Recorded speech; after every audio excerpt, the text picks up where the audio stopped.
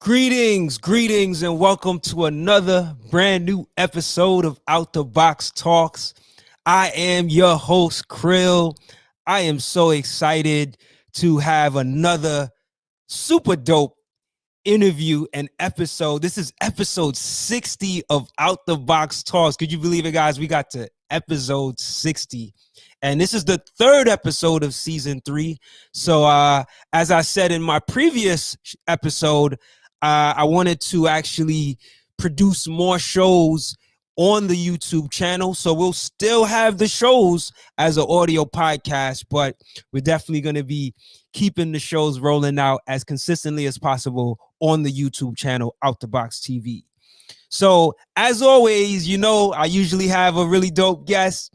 Tonight's guest is no one short of intelligence, of lyrical dexterity, of just everything you consider an authentic MC to be. And he has been making music since, I want to say, early to mid 90s. He's part of a really powerful underground hip hop collective known as the Juggaknots. I mean, he just released his solo debut album. I mean, after all of these years, he's finally released it. And I'm just loving what I'm hearing with the material. So without further ado, I want to welcome to our Out the Box Talks listening and viewing audience, my brother hailing natively from the Bronx, the birthplace of hip hop, my homie, the Juggernaut MC himself, my brother, Brewin. Welcome to Out the Box. What's good, brother? Let me get your mic here. Okay. Damn, that's some intro, man. I appreciate it. That's what's up. Yes, man. It's a pleasure, man. How are you, man? How you feeling? How's life? Oh, man. I'm getting through it. You know what I mean? We all here trying to deal with what we dealing with, but I'm feeling real blessed, especially with this release. So I'm feeling as good as can be expected these days. Word up. Indeed. And as you spoke about this release, I forgot to mention the title earlier, but it's called Hindsight. Yep. And I definitely want to talk to you a lot about this particular project.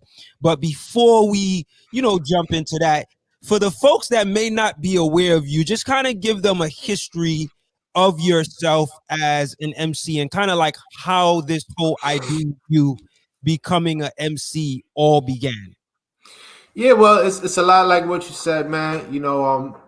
Just being in the Bronx, growing up, it was an exciting time. And I was definitely trying to partake in as many elements of hip hop as possible. I couldn't get around no tables. It was hard to come across tables. I did try break dancing. I was horrible. I had the worst tag in the world, so I left that alone.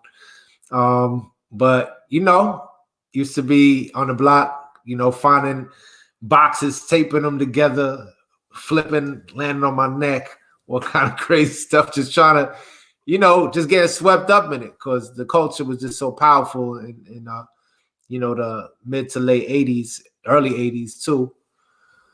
And rhyming it seemed like something natural to me because I always, I would read a lot and I write little stories or whatever. And it just was important, like the written word. And I just thought words would fly. You could do a lot with them. You could play with them.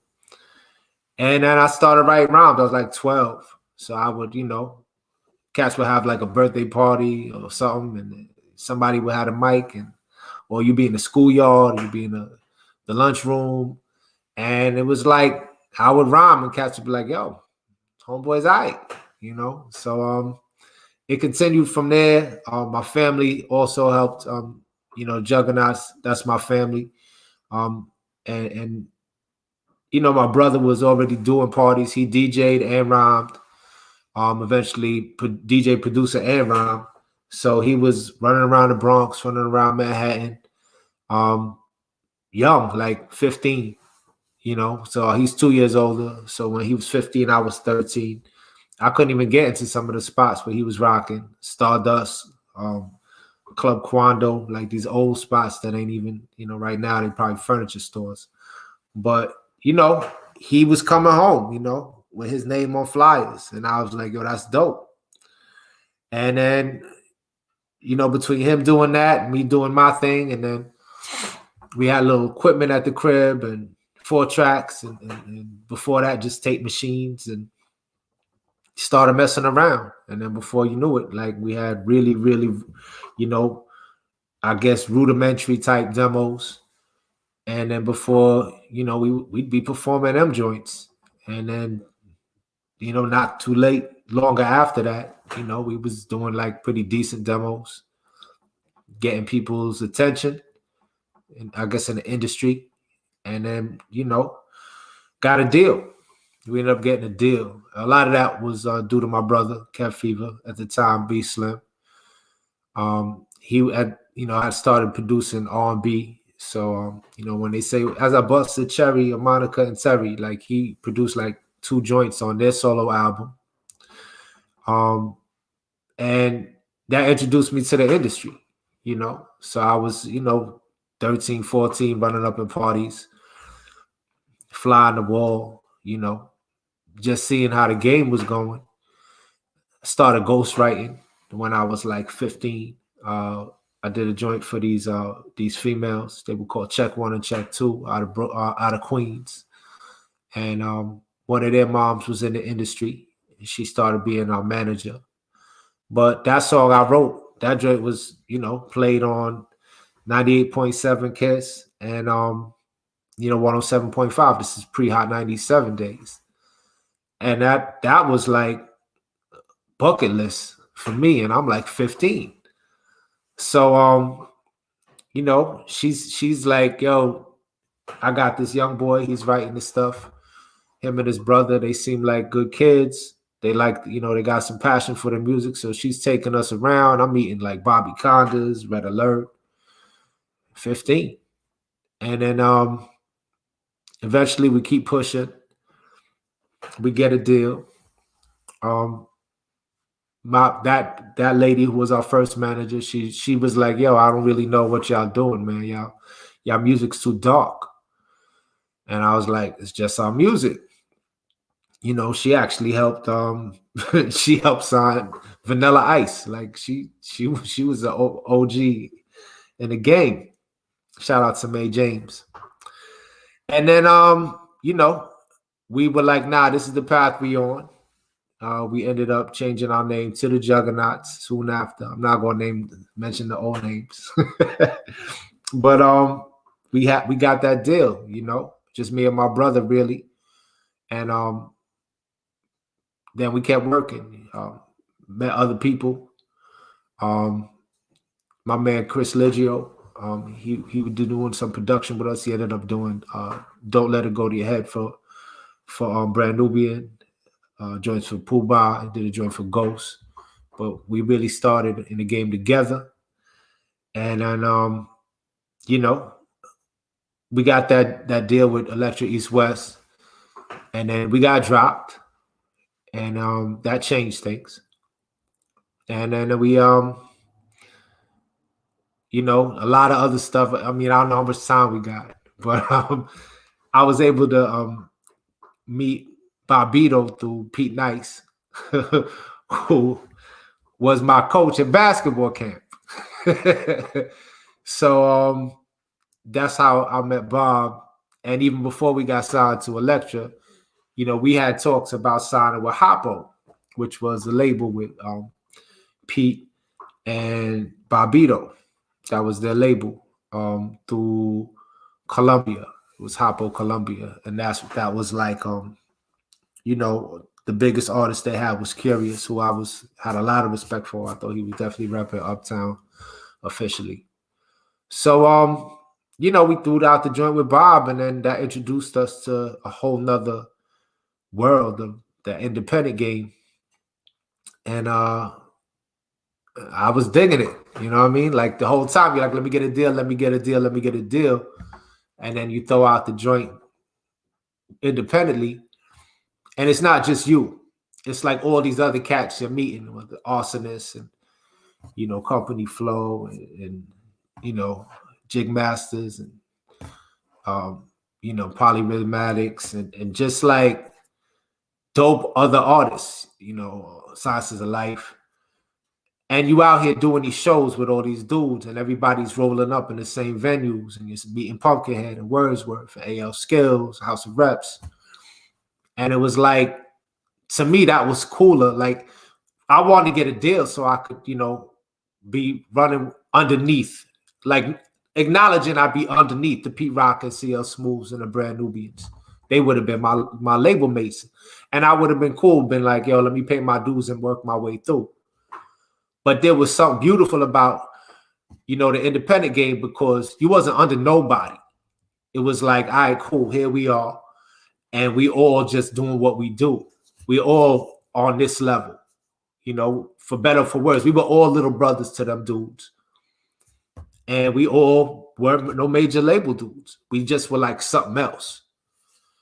And that something else ended up being real fly, We'd be like doing shows, doing open mics, doing in-stores, be like, oh, what's good? You pass, you see like Talib and them at one spot.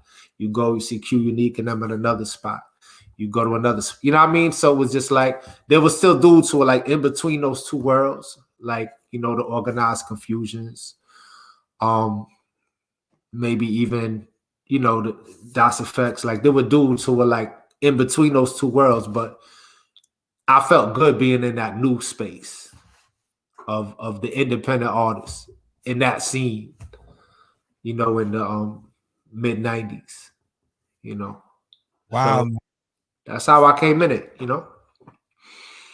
That's a mouthful, man. Like that, you think about people's history, but when you actually hear them tell it, and you learn about all these things you didn't know, like it just makes it even more dope, man. So I thank you for sharing that. I didn't even know you were connected, to Talib, like you had those kinds of experiences. Yeah, it was, everybody was running in the same circles, man.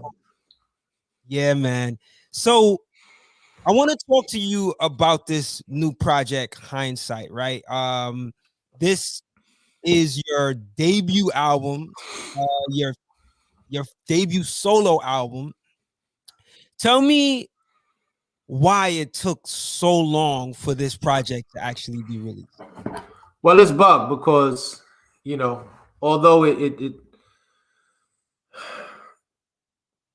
it's just weird the way music is structured sometimes, right? Because at the end of the day, it's like you could have a group and it's like, all right, cool. This is the main MC, but that's the group and that's how it is. Look at Black Thought. Black Thought, they're saying he just put out his debut. But this man has, is part of a group. And that catalog is so thorough. And no one could, ever question that he's the lead.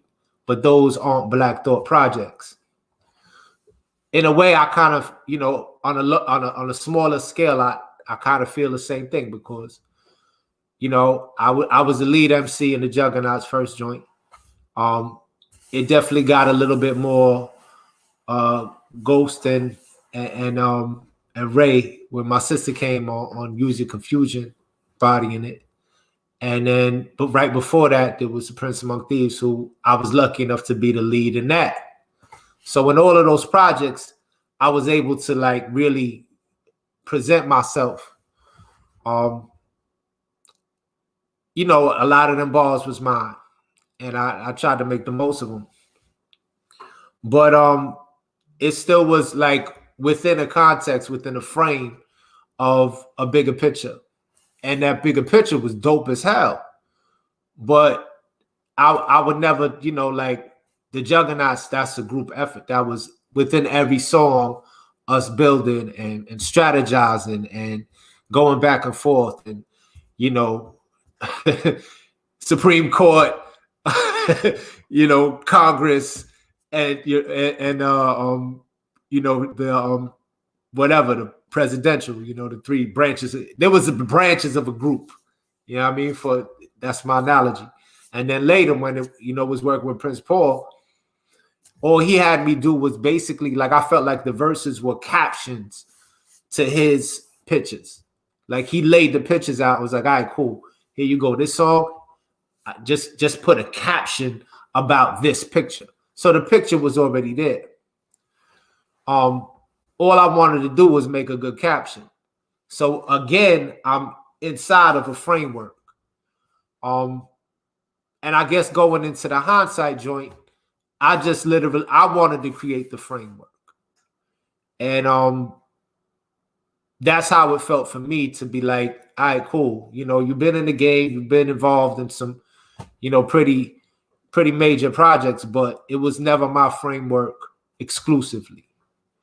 And that's no disrespect, obviously, to my family or to somebody like Prince Paul, who's, that dude was a mentor and he's one of my heroes. But at the same time, you got to become your own hero at some point. And I felt like it was time for that. And, a lot of people will say, damn, what took you so long? But you got to understand, like, I wasn't doing nothing. I was, working with some great minds, but definitely collaboratively. Wow, well said, man. Well said.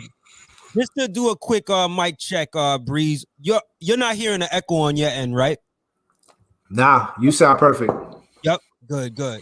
I think I heard it earlier, but I think I was able to fix it. I think I had. Nah, it sounds official on this end. Beautiful. So, in looking at this new album, Hindsight, I'm looking at the track list and I see Juggaknots listed, on the track list. Well, I'm looking at it through Spotify as well. Like, so I see Juggaknots. How involved was your sister and your brother, who also make up the Juggaknots, in this particular project? Well, I mean, it's released on, it's distributed by Fat Beats, but released by Matic. Matic Records is our label. So if you want to even like check out what's going on with Matic, you got to go to our Juggaknots Instagram. There's no Matic Instagram. We're trying to develop like a site and all that. But, at the end of the day, I'm Matic and they're the Juggaknots and I'm the Juggaknots. We're family. So they were definitely involved. There's a joint on there that me and Slim produced. That could have easily been a Juggernaut record. Could have been. And then there's joints. As far as rolling out the project, I'm horrible with social media.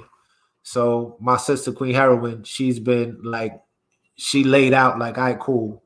On January 1st, the joint's going to drop on the 22nd. We're going to have a post for every day. I think the only day we actually did not post anything about the project was for MLK Day. So that was me and her sitting down. I remember, she was like, yo, come through. I'll go out. Let's record you spitting some verses. We'll use some of those at different points. Wardrobe changes and all that. That was her. So they was just like, look, we want you to win, As far as the Juggaknots, I'm always Juggaknots. There's really, to me, there's no separation. It's just, it was an opportunity for whatever I'm trying to lead with, representing the Juggaknots. I had an opportunity to do that. There was no like, all right, cool. Like, if I wanted their opinion, I would have asked for it. And, sometimes they were like, yo, I was thinking about this in the joint, and I'm going to hear them because at the end of the day, I respect their opinion. But it never got to the point where it was like, all right, cool. You need to compromise, right? There was never that. And I respect that. Because at the end of the day, you ain't going to grow as an artist if you constantly compromise. And sometimes you got to be selfish. Whether you around even if it's your family, even if it's the people that, you know better than anybody in the world, you still got to know you better than that. Yourself better than that.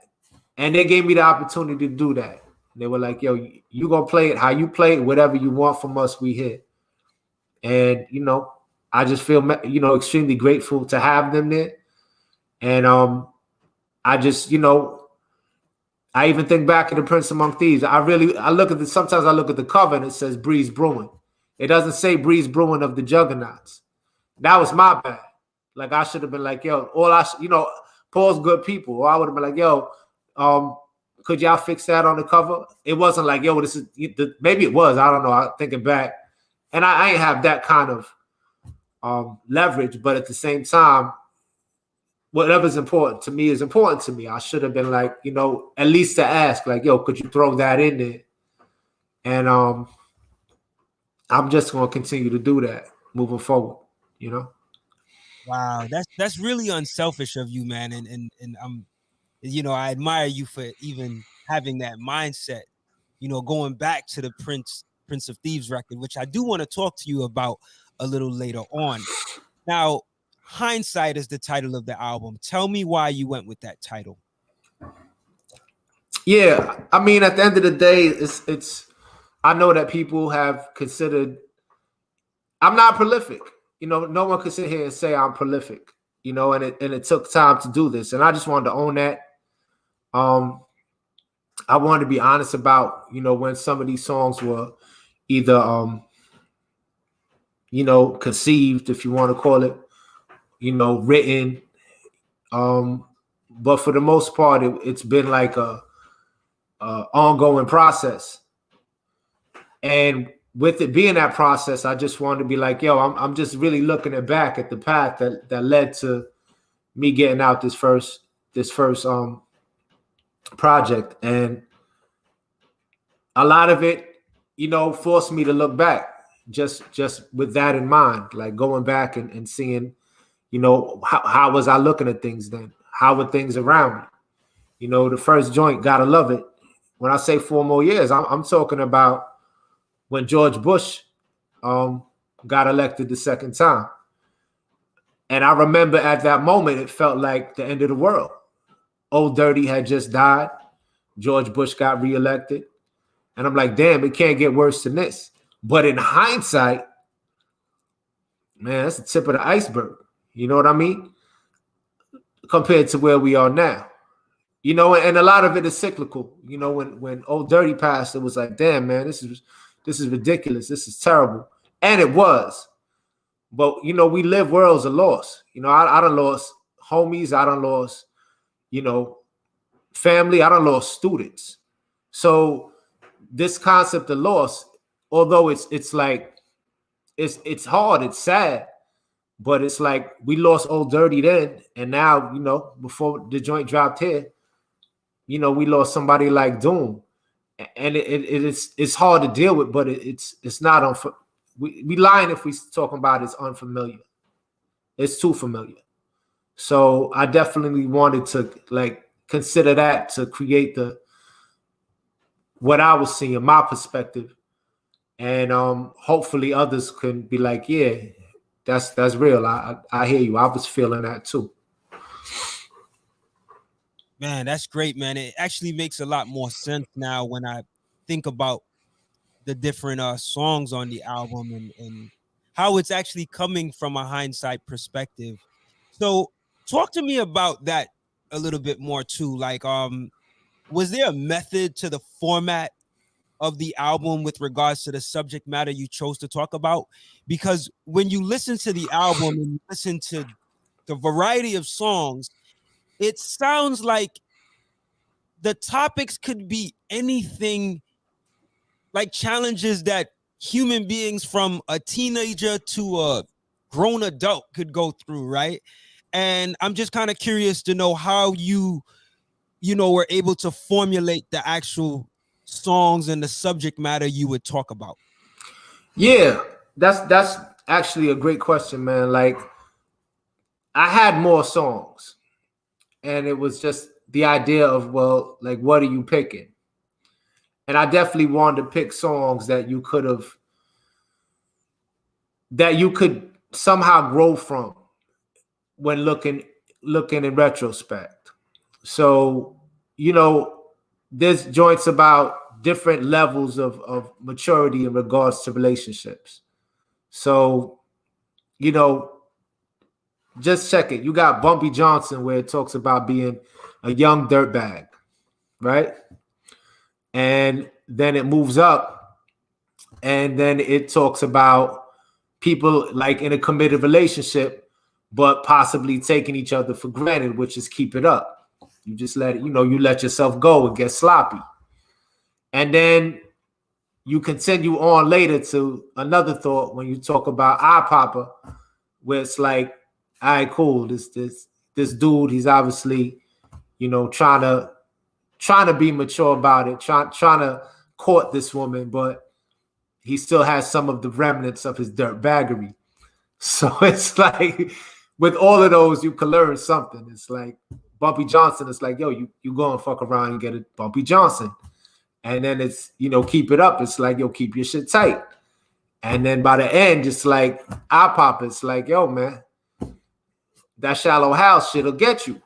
So I wanted, like just in that vein, just the idea of like when you look back at it in hindsight, there'd be some takeaway.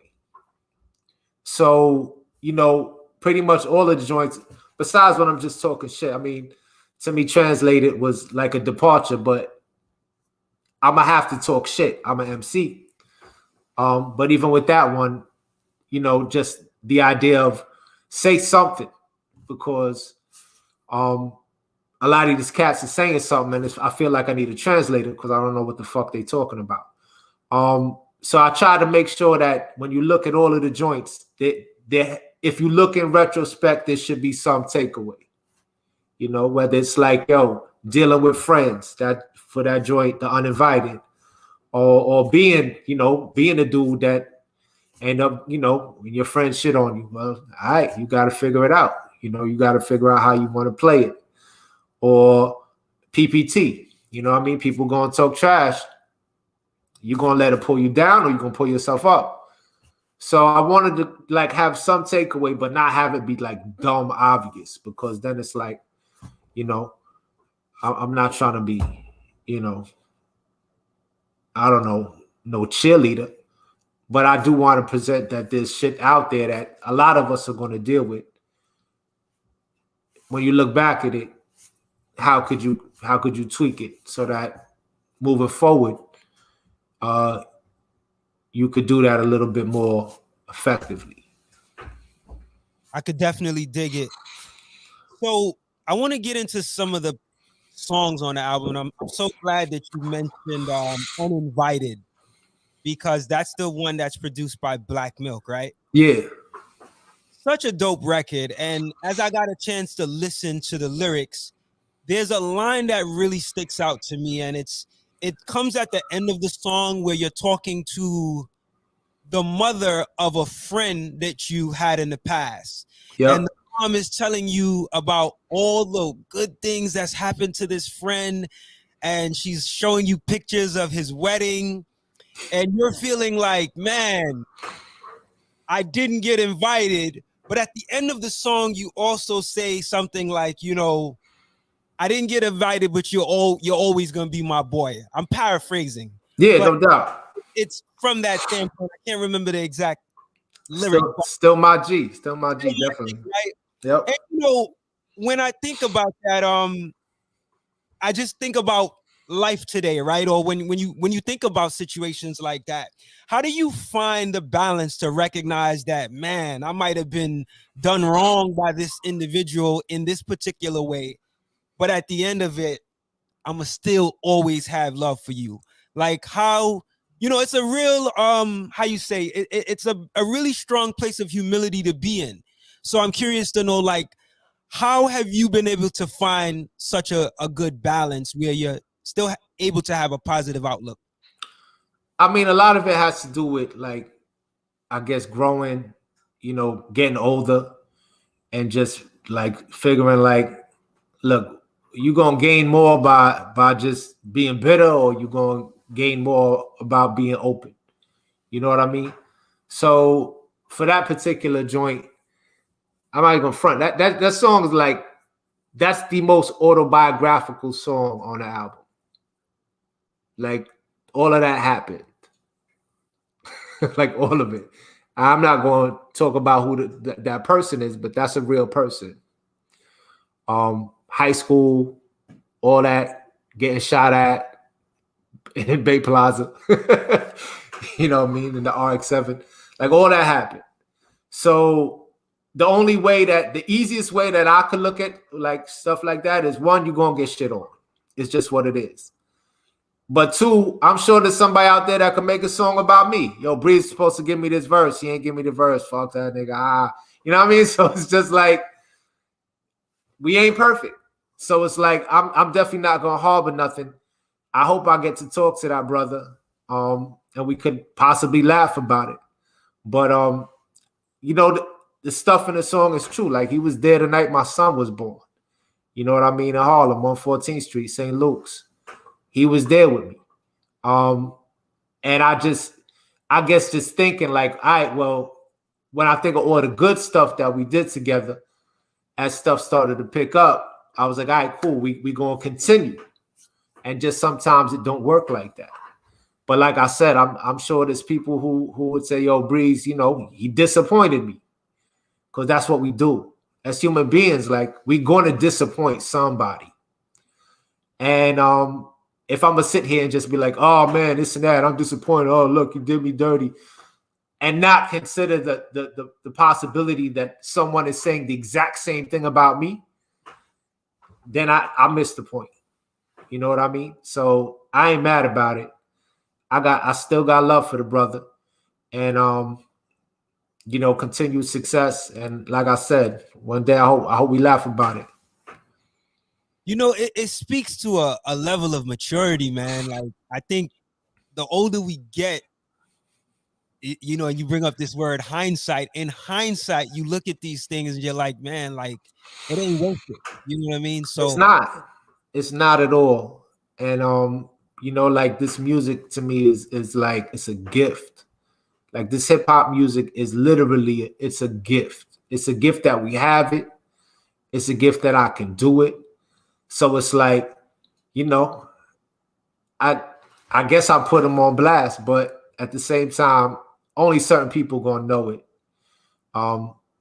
And if they do, it's like, we grown. Like, let's talk about it, you know? You know, he in the industry. I wonder if you felt it was a good song, the production match. You know what I mean? Like, it's a dude who I came up with and helped me to refine my taste. Like, you know, he used to play me a song, oh snap. I tried to hit him later, oh snap. And we would I remember us driving down the Bronx River blasting Faking the Funk. First time I heard it, it was in the whip with that brother driving down the Bronx River Parkway. Still remember it like yesterday. So it's just like that's, you know, a credit to this music too. Like, it lends itself to these moments where you ain't never going to forget it. That's just the power of hip hop. So it creates these memories. wow, man. Wow. Well said, man. So PPT, another, I mean, there's so many dope tracks on this album. I think it really requires your listening ear for you to really grasp the depth of what's going on in each song. But PPT, which I believe, is that the one that's produced by your brother? Yeah, that's me and my brother. We Right. put that one together, put it together. So who is the pessimistic personal trainer, and how do we overcome or evade their influence? That's the thing. You don't want to evade it. You want to embrace it. You know what I mean? It's like, you know, usually you think about trash talk, right? Like, if you're playing ball or something. When I play ball, I'd be like, this dude's weak. Mouse in the house. Word? All right, cool. Tonight, 50 squats after balling like 5 games. This dude right here, he can't go left. Word? Okay. I'm tying my hand behind my back and I'm going to dribble around the corner. I'm going to go to the store, do my errands. I'm strictly left hand. It's like, it's a blessing. Like, if you know, cats, if they're going to get detailed with it, with their criticism, there's your roadmap. You know what I mean? It's like, oh, word, that dude right there, you know, he be having these rhymes and I don't know what he be talking about. Okay. I will work on my clarity. No problem. And it's just, to me, it's like, I'd rather hear what you're saying about me than you say nothing. You know, what can you gain from nothing? So if people are talking trash and it comes back to you, you know, in certain ways you could be like, oh yeah, don't listen to them, this and that. Me, I'm gonna be like, I'm turning it up. I want to hear what you got to say. Because at the end of the day, it's just like, if it makes sense and there's something even like vaguely constructive in there, I'm going to utilize it. And I'm going to try to get better.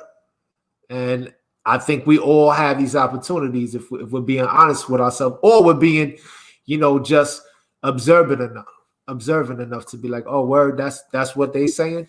No problem. Another positive way to look at it, man. I like that response. So I want to say probably my favorite track on the album is called Taking Notes.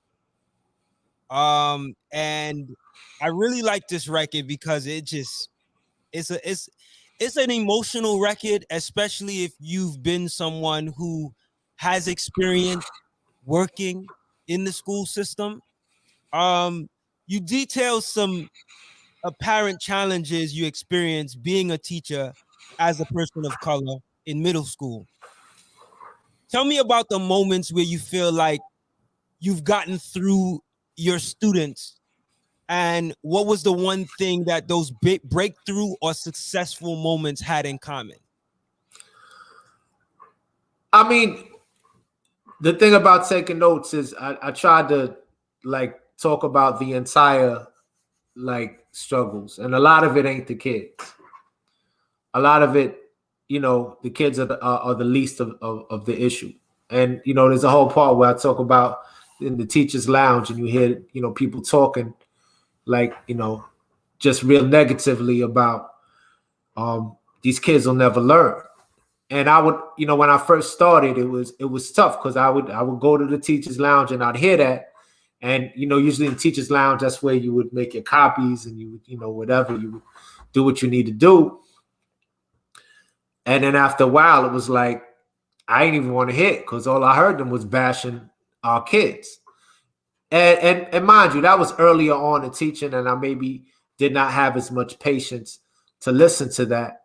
And there are days where I probably felt the same thing, but I just couldn't bring myself to say that because these kids just reminded me of me so much. This is like in this middle school, like this is Northeast Bronx, Etowah, Wakefield. Like that's where I grew up. So I guess, just to get that idea out, even possibly to other teachers if they heard it. Like, yo, you speaking it and I get it, you venting, but there's people in there that are hearing and they're not really appreciating that. So that was kind of a sub that I'll hopefully other teachers, because I'm still teaching.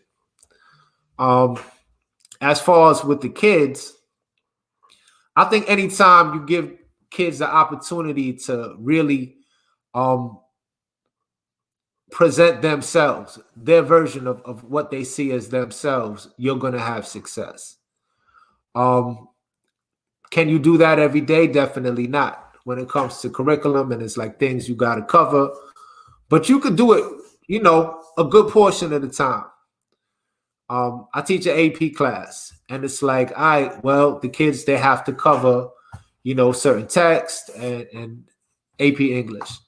And, there's the canon, but, within the canon, there's a lot of wiggle room.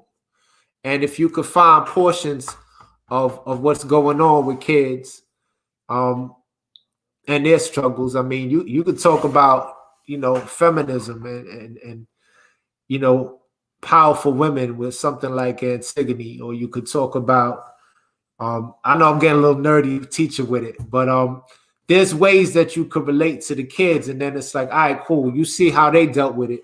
How would you deal with it? How do you think this relates to you, if at all? And then you start having really good debates, and the kids could actually talk about their experience through something else. So it's like you inadvertently creating this safe space for them. And hip hop again. There's always a way to make some type of connection. Like there's so much in these quote unquote classics, these old white men type of things, works of literature that I could find something to connect. I mean, if you like you and myself, we could go through our hip hop records and be like, oh, cool. Let me connect this back to this piece. Like if you know enough about hip hop, there's so much good stuff that you could always connect back. And I do it. I try to do it. And sometimes I see the kids even getting sick of it, but I'll be like, all right, cool. If you don't want no hip hop stuff, bring in something else, your emo, whatever stuff. But let's make that connection. And music is always like a good counterpart to literature. So I try to utilize that a lot. Wow. What do you see as the biggest obstacle that gets in the way of progress and maturity for young people within the school system, based on your experience? I really wish that there were more options. I think the whole one size fits all, that's where we fail them. Like I wish that there was more arts. I wish that there was just different entry points, because it's just like, yo, they're gonna do this or nothing. That all or nothing, you're gonna get a lot of nothing. That's just how it works, because now it's like you have a very limited scope. And if you have an old school teacher, or just a stubborn teacher, I should say, so now you have a limited scope and you have a limited approach. How does that work for the kids? You trying to cast the widest net possible, so you could pull in as many kids to whatever understanding you're trying to lead them to. And I just feel like we in New York, and there's just so much more I wish we could do. I mean, I'm in the Bronx. I'm not trying to get fired or nothing, but I'm in a school that's literally next to an orchard. It's like gardens, orchard, space. And I feel like if I was 30 miles north, there would be all kind of classes going on in there. There would be like kids trying to plot out like, all right, cool, let's have a project where we make, use this lot here that's doing absolutely nothing. And we set up a certain number of raised beds that we could, actually make stuff. And then we bring in the organic component and we start doing stuff and having kids involved. And you could do so much. There's math involved in that, science involved in that. I mean, there's promotion, there's collaboration, and it's like that's not being done. And then you got to ask yourself why. Kids, certain kids would eat that up. Not everybody, but certain kids would eat that up. Why not? Why not give them the option? So options, man. Like, I think that's what we need. Wow, man. Well said again. So in thinking about this song, taking notes, as I play it over, I think it's probably like the hook where you talk about opening the notes that's left behind at the end of class, and thinking that it's just trash, but picking it up and finding out things that make you even more concerned. And I had to put myself in the shoes of yourself as a teacher as you were going through this experience. And I asked the question, like, how do you find the emotional support to keep going, as a teacher in middle school, where it could get really hectic dealing with that age group?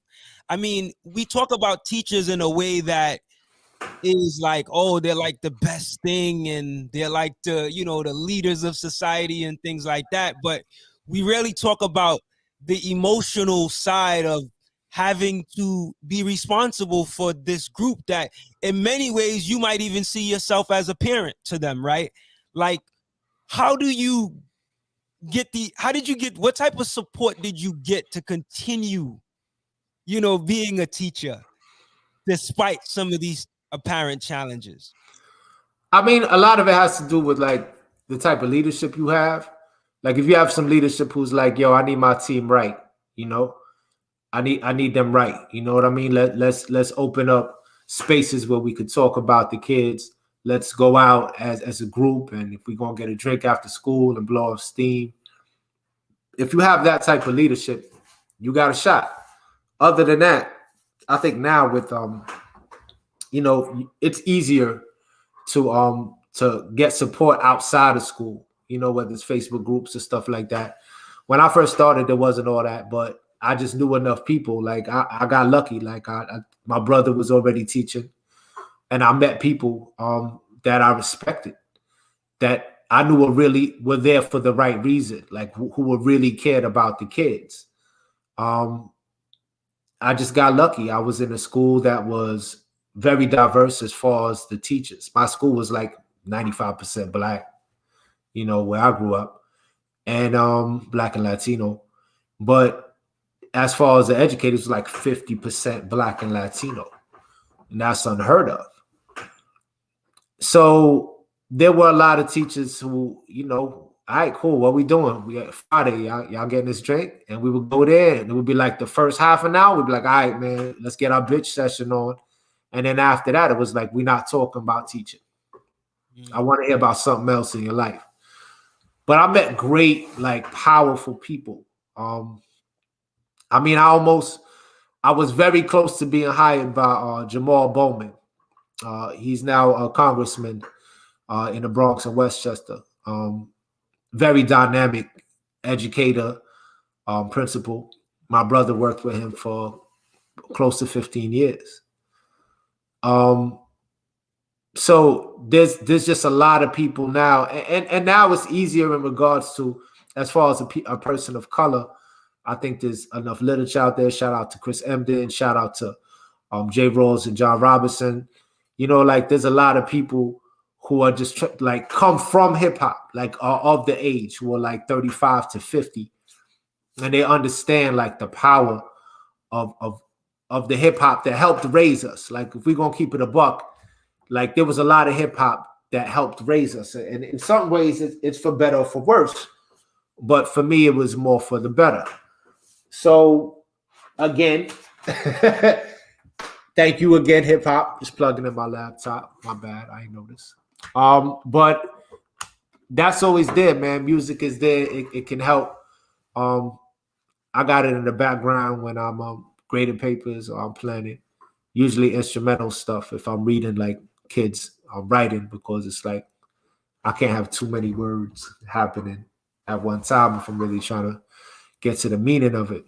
But yeah, man, this if you have good administration that is really just empathetic, still want to, still trying to hold it down and do what you need to do, because you don't want nobody without no structure.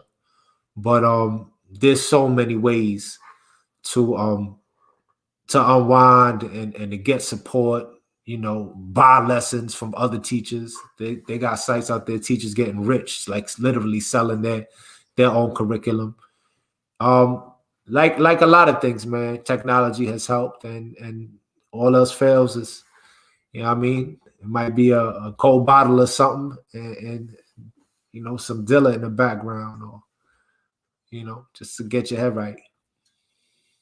Man, thank you for sharing that, man. And I want to just commend you for your effort. Man. Thank you, man. I mean, it's 18 years at this point. I got about 7 more years where I'll be full time with it. And then even I think upon retirement, I would definitely still be in some way, shape, or form trying to help kids, whether it's part-time or teaching teachers or whatever, or just, continuing to solidify this link between hip hop and education, because I feel like it's just a good combination. How much has the experience impacted your growth as a man, or even as a father? Because I know you're a dad as well.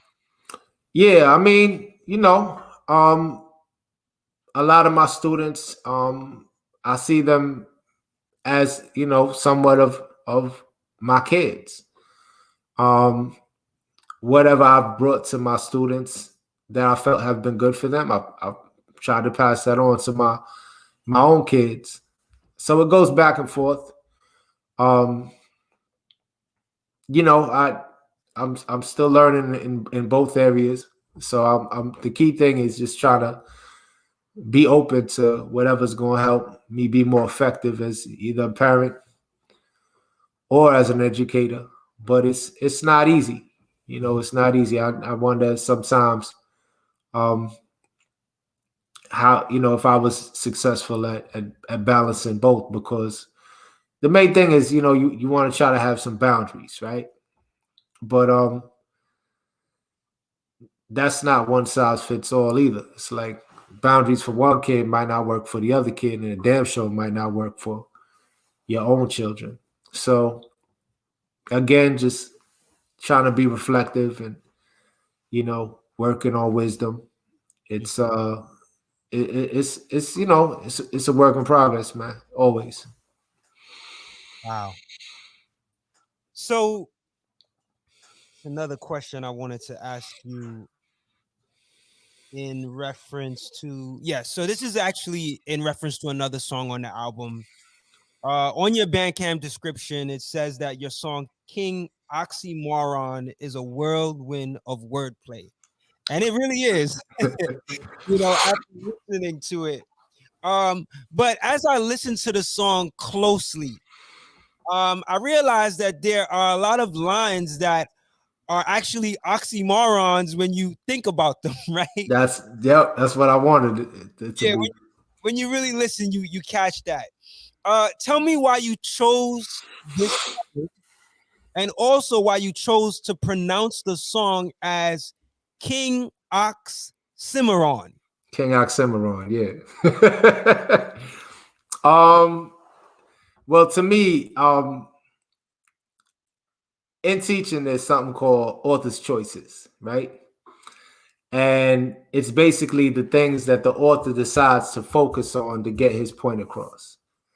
So that could be anything from like conflict, characterization. Those are the foundational ones. But then there's the fly ones, joints like irony and repetition and onomatopoeia and oxymorons. So those are the ones that take a little bit more finessing. Those are the ones where you have your subtlety.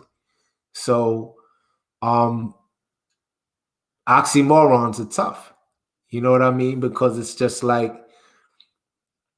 they exist organically. So when you think about, you know, when you teach the kids, it's like jumbo shrimp.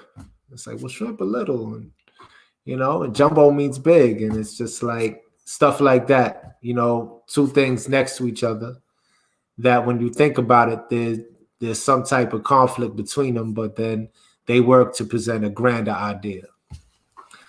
So I just started thinking like that would be a challenge as a lyricist to create a whole song that sprinkled in the oxymorons.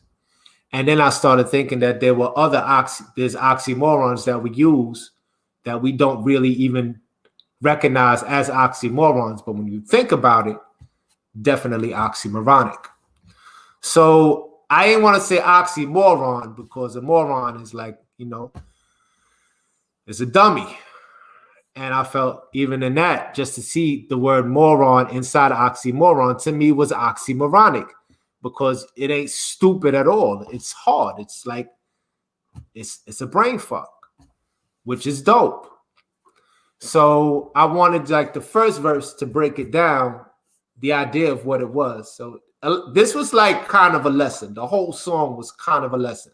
So if anything, the first verse was the do now. So when you come in, the kids come in, it's like do now. All right, cool. And you try to hook them. So it's like, yo, this is what it is. Or you give them some background information.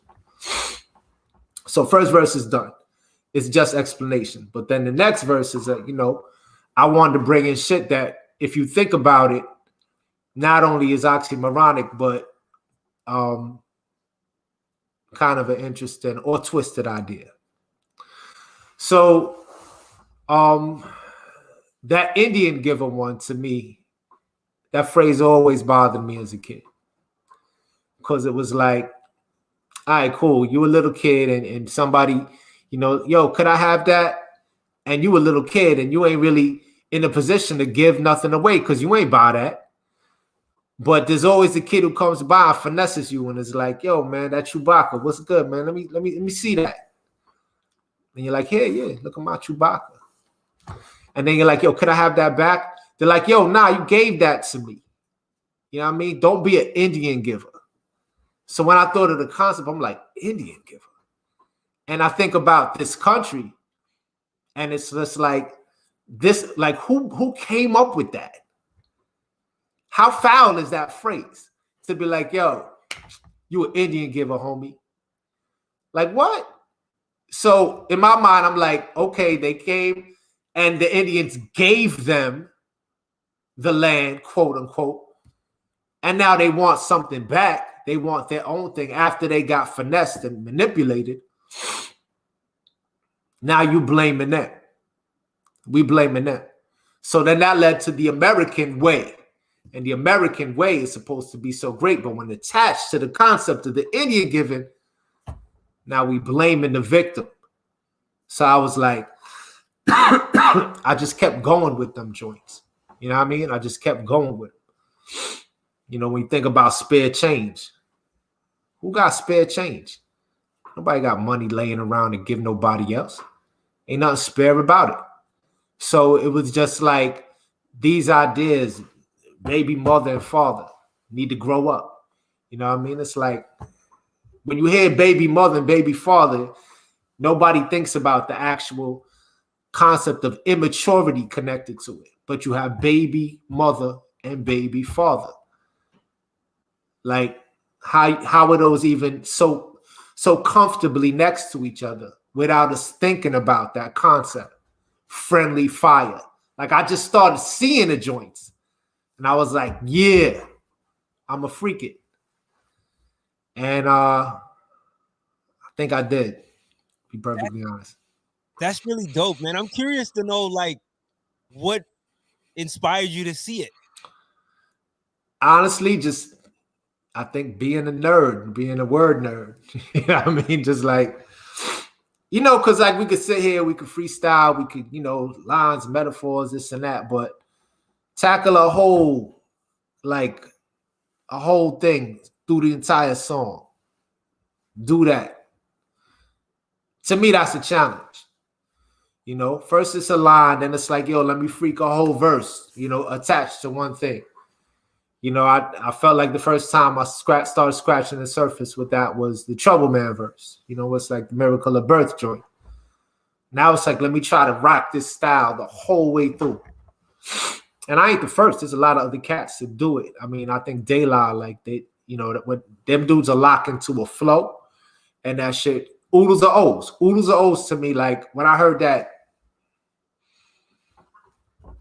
sniff the sniff to something green, the Al Greens won't but never the Kurt blow, but smoke the Al Greens, no sniff the Kurt blows, and everything was O's straight through.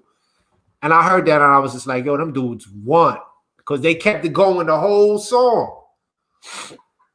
So I wanted to like really just talk about this concept, which was a tricky like concept, but it's like the challenge was to maintain it throughout after the introduction. Skilled MCs think alike, man. I like it.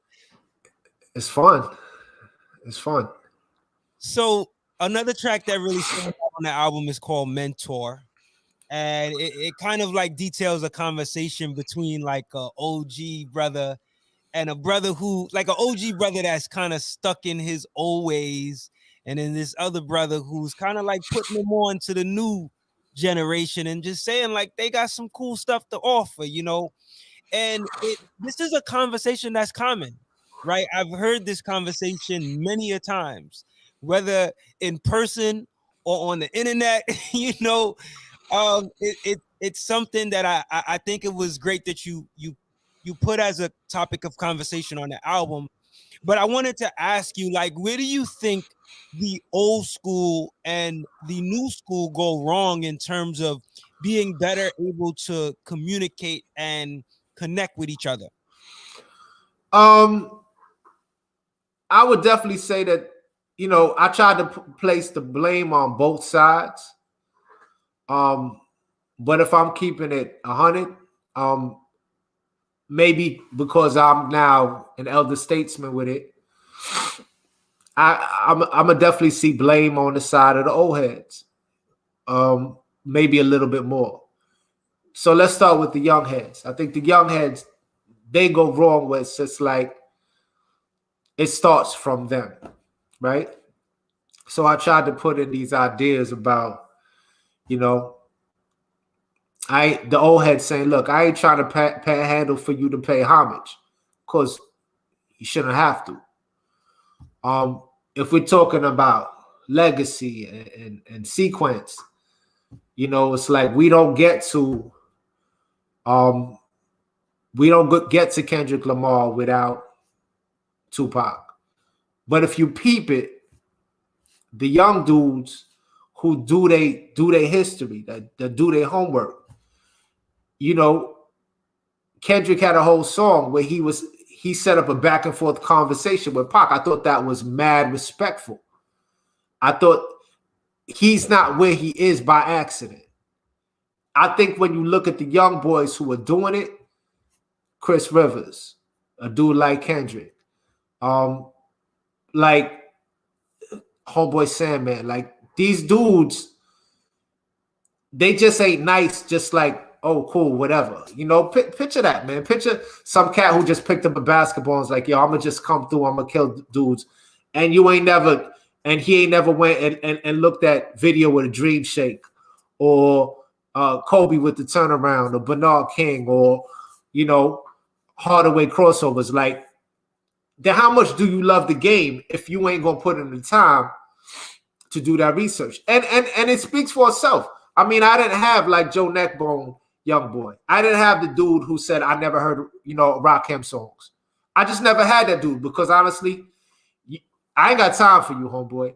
Like that's too much right there. You know what I mean? That's the kid who comes in, in 12th grade and is reading on a first grade reading level. Like I just might not have time to get you where you need to be. But I wish you the best. I'm really talking about the dudes who are out here grinding, the young boys doing their homework. Now, the old heads, I don't know, man. Like, I'm out here, I'm talking to dudes, and there's a lot of dudes who be talking like, yo, man, I can't listen to none of this new stuff. And I'm like, word? I'm like, what you listening to? Because I got a stack of shit that I still need to listen to, but I'm going through it, and I'm getting gems daily. And I could see why they would get frustrated and resort to, the year 2002 cutoff. I could see why. Because the radio, if you listen to us on the radio today and they think about what they used to hear on the radio, it's a stark difference. And that, like, if you really about this as an old head, then you got to do your homework too.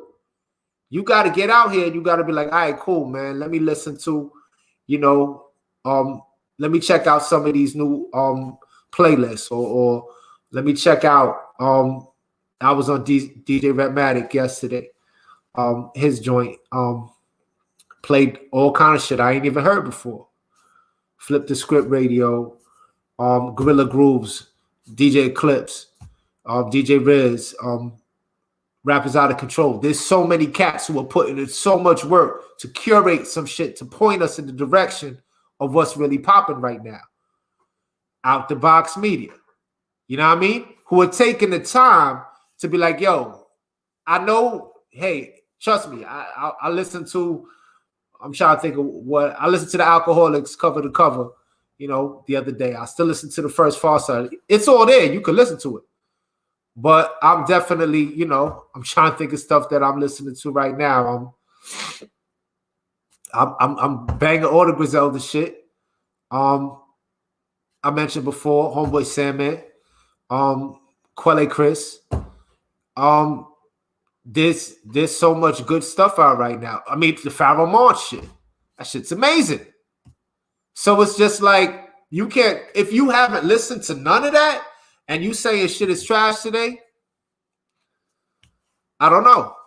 I don't know if we can have a meaningful conversation. And as the OGs who have that foundation, if they would listen, I mean, we'd all be just like, I feel like we'd be elevating as fans, as people, and as carriers of the culture, you know? You know what I think it is, Breeze, and I've had this conversation a number of times before. I think some of the older brothers are used to a certain way in how they receive the music. You know, when I think about when I was coming up in the early 90s, you know, when you listen to the radio is a little bit more balanced in terms of the variety of hip hop that you were getting. And I feel like the balance still exists now, but it's just not on those, you know, mainstream radio stations. So now you kind of have to be a little bit more aware of where to go. And I think there's a sense of laziness that does happen where they're so used to getting it back in the boom bap era, I mean the golden age era a certain way that it's expected to get that way. So if you're still looking in that direction, of course you're gonna find, you know, the I guess the trap music or the music that would be deemed as not as conscious or thought-provoking or creative, you know, as some of these other brothers that you mentioned. So I think that's what it is. But I totally agree with you. I was like, you can't just base it on one thing when you ask the question, well, what are you listening to? And that's where I feel like, you know, without the box, I really try to push that a lot. You know, push out as much music. And I tell people, you know, like, I'm over here, and I even mentioned some other sites and other, you know, platforms that I know are doing their thing to kind of promote the music. So, but I'm glad that you did, you know, utilize your music to have that discussion, because I think it's important to hip hop. No school rules, man. All hands on deck. Like old school, new school, no school rules. Like at this point, I feel like it's so important for what you doing and those other cats that we have mentioned, because y'all fighting against, you know, the behemoth. You know what I mean? Like, I hope it gets to the point where it pushes the, you know, this quote unquote mainstream media and radio and all that to just like to give it some time. It'll never be equal time. And I know why. You know why. That's a whole nother conversation. Like, I mean, McDonald's ain't gonna feed you, you know, you know what I mean, the 5-star Michelin restaurant dish. That's just not how it works. But you know, every so often, you know, if for them to have a special, that would be dope, because it's important, man, that everybody gets to hear the different versions of this music, you know, and I, just as an educator, like, I mean, there's been times where it got dark, and I'm like, damn, these kids are really, it's affecting them, you know, like that some of that negativity and some of that just like simpleton shit, you know. It's like, hey, man, there's a place in it, man. I used to listen to Doodle Brown. I used to be very happy in the party when Doodle Brown came on. But Doodle Brown can't come on the whole time. You know what I mean? It can't. We just going to be there sweaty and stinking. And it's just like, you just can't have that the whole time. Wow, man. Well said. One of the greatest concept albums that's ever been done in hip hop is Prince Amongst Thieves, which you mentioned, you know, your involvement in earlier, by Prince Paul. You obviously played a star character in the actual story. Tell me what it was like actually recording this type of album, and how did your involvement in it benefit your career moving forward? It was like I said before, man, like Paul laid it out.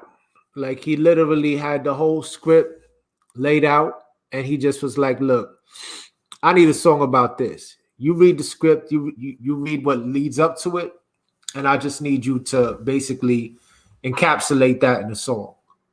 And it wasn't that hard. It wasn't that hard. I just wanted to not let him down, for having the faith in me. And I was just trying to kill it, for lack of a better phrase. It was just like, let me just make sure that it does right by where the story is at this point. And as far as my career, I mean, it definitely pushed it up to another level. At that point, I was pretty comfortable in the underground. I'm not going to say that major label cats was coming at me, but it definitely was like, yo, this dude, he got something. I remember we had this. It was a BET. I guess was discussing it, and it was bugged because it wasn't Big Tigger. It was another brother, and we met in Queens, and it was a couch, and on the couch it was Kane, me, and Special Ed. So it took a lot of it took all my cool points internally to not just straight up fan out and just be like, yo, those are two brothers who, when I think about the dudes who really made me want to rhyme, I had been rhyming when I heard them already, but after I heard these brothers, I was like, damn, there's another gear. And the fact that I was just literally in their company, that meant a lot. I still have so much respect for those dudes as artists, and for what they did and where they elevated the craft. So that definitely, just to be in that company, I mean, it still resonates. I was honored to have a track produced by Maceo, joint called "Keep It Up," and I still feel like it's still a ripple from that project I did with Paul, which was, at this point about to be 22 years ago, real soon. Wow. So the last song on that album is a critique about Donald Trump, and I heard the song when it came out. I think you initially released it sometime like maybe it's October of last year or whatever. Yeah, it was October 22nd because that was the first day of mail-in voting. Got it. Yes, I remember that.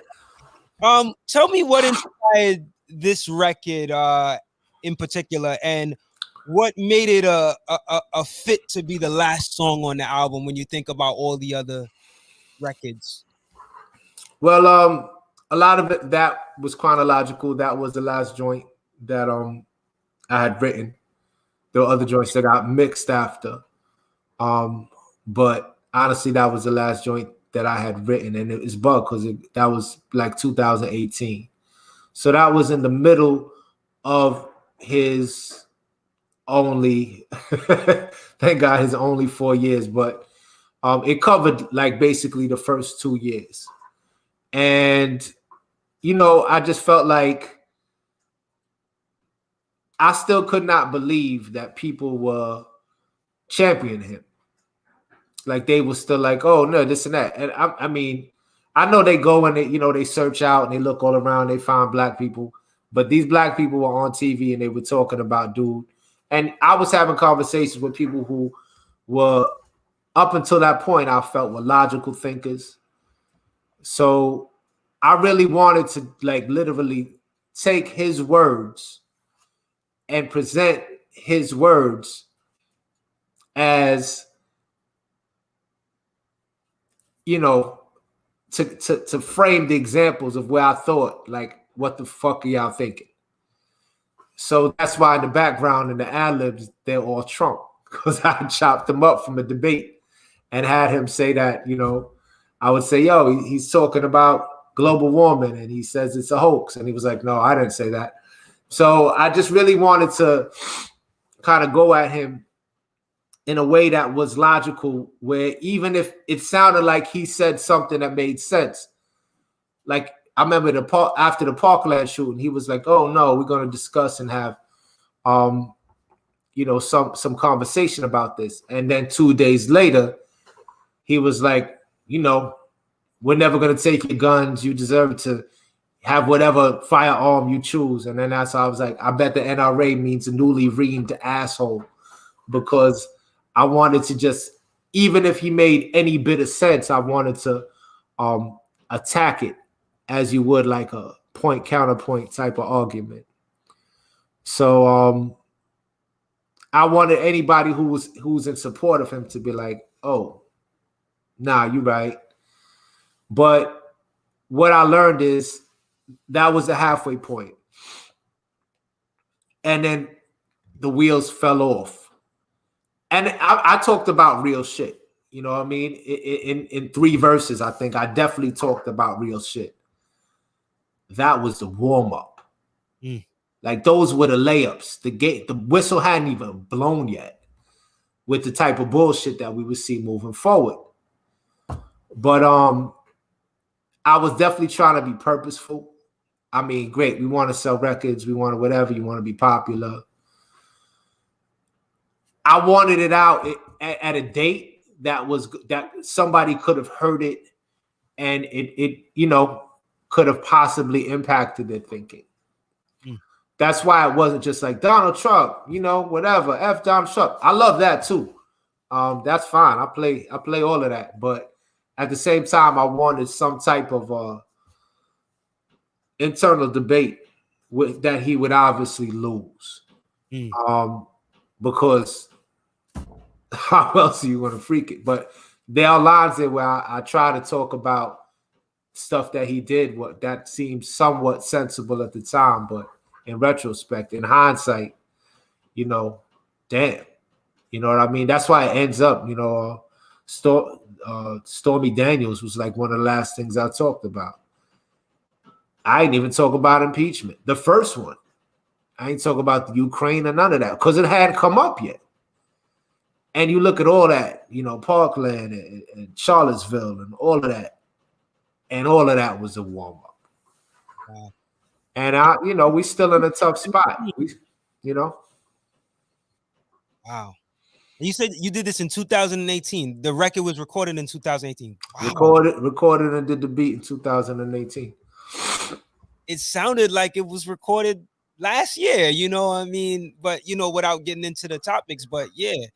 Wow. That's how bad, when you think about it in hindsight, like, damn, like, look at all the shit I talked about. Puerto Rico, him blocking out trans soldiers, all of that, But what I've learned is moving forward, it's not about logic with his supporters. This is not a lot. We're not going to have a logical conversation. And even if it's just to present that, like to couch that idea, like, look, I gave y'all all this. What y'all got to say? And it's still like, nope.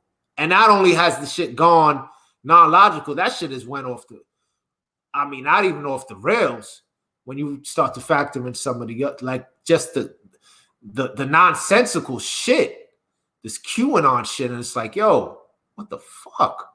Like, that's what's scary. Because it's like we there's no minds to change on that one. And I'm just glad I live in the hood. I'm just glad I live in the Bronx, where if somebody's believing in that shit, they're not gonna say that shit publicly. Not in my neighborhood. And it's just like the vast majority of the people are like, yo, that's some wild, crazy shit he's talking. But there's even other parts of the Bronx now where it's like, wow. Dog's Neck, come on, you're better than that. Come on, Dog's Neck, get it together. Breeze, I want to thank you so much for taking the time with me today, man. In closing the interview, I want to ask you, just I guess straight up, like, what's next in store for you? Like, is the release of Hindsight gonna motivate you to put out another album soon, or How is it gonna go? Are we gonna just kind of rock out with Hindsight for? Nah, man. I'm trying to keep it pushing. I got an EP on deck, totally produced by Seb Bash, who did Gotta Love It and Road Rage. So that brother, I have an EP with him, and I'm just waiting on it to get mixed. He's out of Switzerland, so I can't, bang on his door every day, but that WhatsApp be on fire. I'm like, yo, fam, how the mix is coming. But that joint's ready to go. I'm building with my man B Money, who did translated. I have at my disposal like so many talented producers, and I'll produce. So at this point, I'm really trying to just get as much catalog in the next 5 years. Nice. That's my goal. Like in the next 5 years, I just want to put out some EPs, some full lengths, hopefully another Juggaknots project. I want to do some shit that I totally produce myself. There's some other cats that I'm working with, like on some group shit. I'm not going to divulge, but these are dudes that people who respect Out the Box, they would know them. And I love this shit. Man. I feel like once the smoke clears from this COVID shit, I'm gonna see other parts of the world. I'm gonna spread this music, everything on Hindsight and Previous, and get out there, have fun and rhyme, and and just feel those moments that only hip hop can provide. And I just want more of them. I mean, I got a couple of nice collabos coming up. Cats, got a verse on Copyright's album, which is crazy. Got a verse on my brother Curly Castro's album, which is crazy. I got double AB. I got like, before the year's up, there's probably another 15 Brewin verses that's going to be floating around. Yeah, I seen your name pop up on a number of features, and I want to say like last year, I was just seeing your name pop up here and there. I can't remember each project, but I was like, oh, okay, Breeze is getting it in and back. So I'm going to double that as far as the collabs joint. But after that, I might shut down the collabs a bit, because I definitely want to work on I just want to work on this catalog, like my own shit, because that's my legacy at the end of the day. Is there any close future for an actual other Juggaknots album? Honestly, nope. Not like not like how I got this EP lined up. I mean, Queen Heroine, she's doing a thing. She's on a couple of that new Knots project. Cat Fever, aka Buddy Slim, B Slim. He's still in the lab. He's still running the label. We just put out my man Ray Fogues. We put out a project with him from formerly of Adigio. So, we staying busy, but I would love to get it to the point where, I could lock everybody in our parents' house and, put some sleeping bags in the basement next to a microphone and a mixing board, and try to recreate the energy that we had when we did the first Juggaknots joint. I don't know how possible that is. It's gonna have to be a different look, but I would love to do another project with my family. That goes without saying. It's just like I said before, everything. My family's still mega involved, and we're definitely in a better place as a family. So it'd be dope if we could do something musical moving forward. Yeah, man, I'm all here for it, man. Use Your Confusion was my joint, man. Yeah, man. A lot of people slept on that, but I had some joints. Remember, y'all had a joint called 30 is the New 20. Yo, the craziest shit about that, it's funny that you mentioned that joint. Update that. 40 is the new 20. That joint dropped on the exact same day that Hove did a song by the same name. So 30 something dropped 2 times.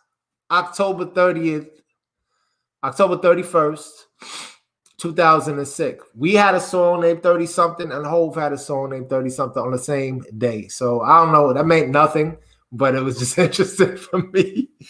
A big fan of that brother. You know what I mean? Yeah, man. So Breeze, man, again, I want to thank you so much. I wish you all the best with the continued success of this project. I think this project is stellar.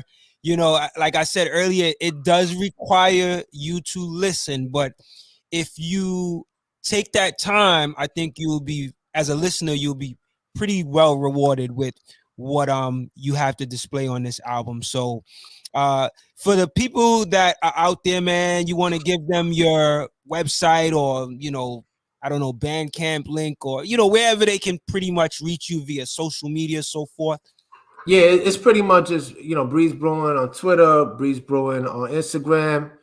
I'll get back to people.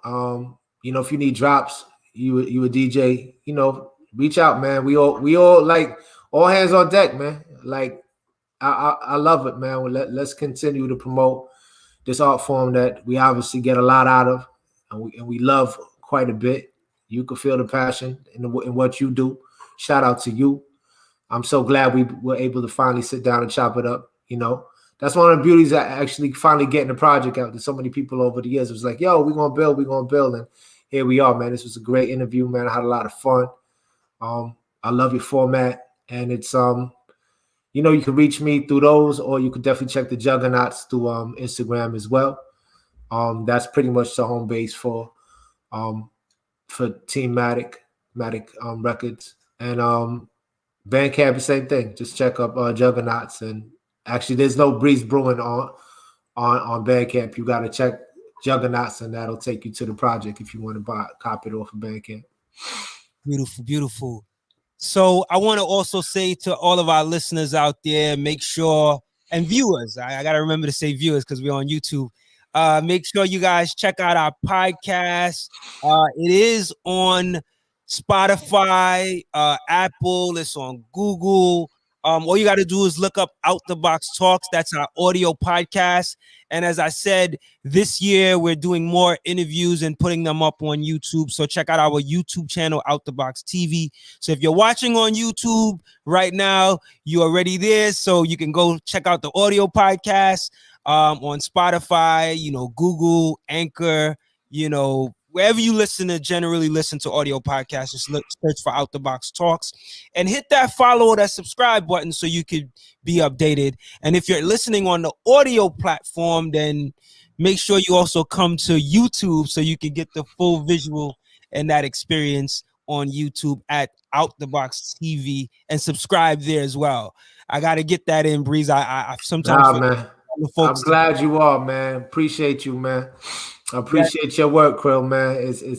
It's been a pleasure, and I just, you know, just seeing you continue to develop, man, in your work, man. Just it's good stuff, man. I appreciate you.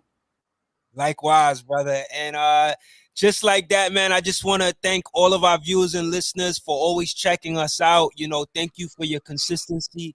Thank you for sharing the shows, tweeting the shows. I'm also on Twitter at Out the Box Media and Instagram at Out the Box Media and on Facebook at Out the Box Radio and Out the Box TV.